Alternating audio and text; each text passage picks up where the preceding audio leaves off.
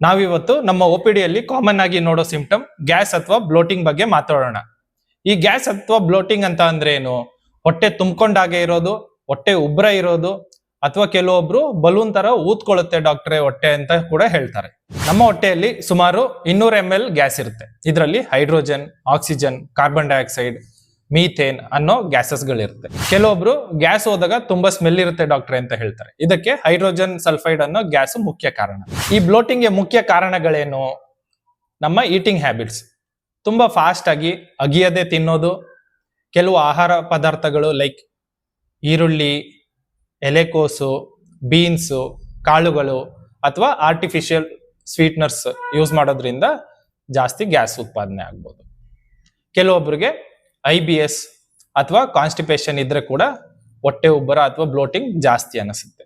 ನಮ್ಮ ಕರುಳಿನಲ್ಲಿ ಕೆಟ್ಟ ಬ್ಯಾಕ್ಟೀರಿಯಾ ಜಾಸ್ತಿ ಆದಾಗ ಹೈಡ್ರೋಜನ್, ಕಾರ್ಬನ್ ಡೈಆಕ್ಸೈಡ್ ಮತ್ತೆ ಮೀಥೇನ್ ಜಾಸ್ತಿ ಆದ್ರೂ ಕೂಡ ಗ್ಯಾಸ್ ಜಾಸ್ತಿ ಆಗಬಹುದು. ಹಾರ್ಮೋನಲ್ ಚೇಂಜಸ್, ಮಹಿಳೆಯರಲ್ಲಿ ಪೀರಿಯಡ್ ಸಮಯದಲ್ಲಿ ಕೂಡ ಬ್ಲೋಟಿಂಗ್ ಹೆಚ್ಚಾಗಿ ಕಾಣಿಸ್ಕೊಳ್ಳುತ್ತೆ. ವಾರ್ನಿಂಗ್ ಸೈನ್ಸ್ ಏನು? ಡಾಕ್ಟರ್ ಹತ್ರ ಯಾವಾಗ ಹೋಗ್ಬೇಕು? ಈ ಬ್ಲೋಟಿಂಗ್ ತುಂಬಾ ವಾರಗಳ ಕಾಲ ಹಾಗೆ ಇದ್ದರೆ, ಹೋಗ್ತಾನೆ ಇಲ್ಲ ಅಂತ ಅಂದ್ರೆ, ಲೂಸ್ ಮೋಷನ್ ಅಥವಾ ಕಾನ್ಸ್ಟಿಪೇಷನ್ ಜಾಸ್ತಿ ಇದ್ದರೆ, ವೆಯ್ಟ್ ಲಾಸ್ ಆಗ್ತಾ ಇದ್ರೆ ಅಥವಾ ಮೋಷನ್ ಅಲ್ಲಿ ಬ್ಲಡ್ ಹೋಗ್ತಾ ಇದ್ರೆ ಡಾಕ್ಟರ್ನ ಕನ್ಸಲ್ಟ್ ಮಾಡಬೇಕು. ಈ ಬ್ಲೋಟಿಂಗ್ ಹೇಗೆ ತಡೆಗಟ್ಟಬಹುದು? ನಿಧಾನಕ್ಕೆ ಚೆನ್ನಾಗಿ ಅಗೆದು ತಿನ್ನಿ, ಕಾರ್ಬೊನೇಟೆಡ್ ಡ್ರಿಂಕ್ಸ್ ಮತ್ತೆ ಚೂಯಿಂಗ್ ಗಮ್ಸ್ ನ ಅವಾಯ್ಡ್ ಮಾಡಿ, ಹೆವಿ ಮೀಲ್ಸ್ ಅವಾಯ್ಡ್ ಮಾಡಿ, ಸ್ಮಾಲ್ ಅಮೌಂಟ್ ಅಲ್ಲಿ ಫ್ರೀಕ್ವೆಂಟ್ ಆಗಿ ಮೀಲ್ಸ್ ತಗೋಬಹುದು. ಆಕ್ಟಿವ್ ಆಗಿರ್ಬೇಕು, ಡೈಲಿ ಎಕ್ಸರ್ಸೈಸ್ ಮಾಡಬೇಕು, ಒಂದು ಫುಡ್ ಡೈರಿ ಮೇಂಟೈನ್ ಮಾಡಬೇಕು. ಯಾವ್ಯಾವ ಆಹಾರ ಪದಾರ್ಥ ಈ ಬ್ಲೋಟಿಂಗ್ ನ ಟ್ರಿಗರ್ ಮಾಡುತ್ತೆ ಅಂತ ಐಡೆಂಟಿಫೈ ಮಾಡಬೇಕು. ಲೈಕ್ ಹಾಲು, ಗ್ಲೂಟೆನ್ ಕಂಟೈನಿಂಗ್ ಪ್ರಾಡಕ್ಟ್ಸ್, ಗೋಧಿ, ಬಾರ್ಲೆ, ರೈ ಅಥವಾ ಓಟ್ಸ್ ಇದೇನಾದ್ರೂ ಟ್ರಿಗರ್ ಮಾಡ್ತಾ ಇದೆಯಾ ಅಂತ ಐಡೆಂಟಿಫೈ ಮಾಡಬೇಕು.